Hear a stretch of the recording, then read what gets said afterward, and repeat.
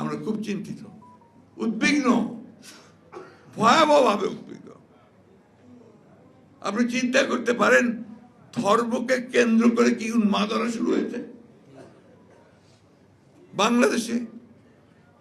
আপনি চিন্তা করতে পারেন যে মুক্ত স্বাধীন মিডিয়ার জন্য, প্রেসের জন্য, সংবাদ মাধ্যমের জন্য আমরা এতদিন লড়াই করলাম, তার অফিস পুড়িয়ে দিচ্ছে।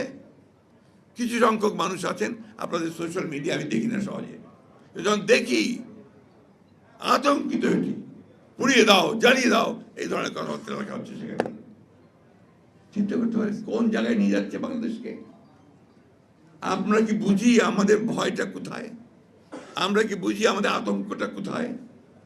আমরা কি বুঝি তাই কোথায় ছুরি নিয়ে দাঁড়িয়ে আছে আমাদের পেছনে? বুঝি না। বুঝলে আজকে এই সমস্ত দায়িত্বহীন ইররেসপন্সিবল কথাবার্তা আমাদের মুখ দিয়ে বেরোতো না। দুর্ভাগ্য আমাদের। কিছু সংখ্যক মানুষ তারা নিজেদেরকে অত্যন্ত জনপ্রিয় মনে করেন, সবচেয়ে দেশপ্রেমিক মনে করেন, আর গোটা জাতিকে আজকে তারা বিভাজনের দিকে ঠেলে দিয়ে, উস্কে দিয়ে একটা অন্ধকারের দিকে ঠেলে দিচ্ছে। আমি তীব্রভাবে নিন্দা জানাচ্ছি। প্রথম আলো, ডেইলি স্টার সহ অন্যান্য সমস্ত পত্রিকাগুলোর উপর যে আক্রমণ শুরু হয়েছে, আমি তীব্র নিন্দা জানাই এটা। কারণ আমি সারা জীবন সংবাদ মাধ্যমের স্বাধীনতার জন্য লড়াই করেছি। এই ইন্টারিম গভর্নমেন্ট কিন্তু কারো দয়ার দান নয়, কেউ দয়া করে করেনি এটাকে এই দেশের ছাত্র জনতার রক্তের উপর দিয়ে এই ইন্টারিম গভর্নমেন্ট তৈরি করা হয়েছে।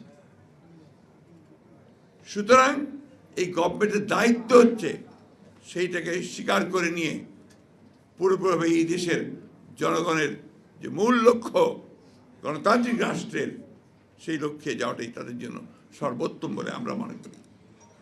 আরেকটা কথা বলতে চাই, এটা পরিষ্কারভাবেই বলতে চাই, এটা হচ্ছে যে যারা দায়িত্বে রয়েছেন, তত্ত্বাবধায়ক সরকারের দায়িত্বে রয়েছেন, তারা এমন কোনো কথা বলবেন না দয়া করে যা জনগণের মধ্যে বিভ্রান্তি সৃষ্টি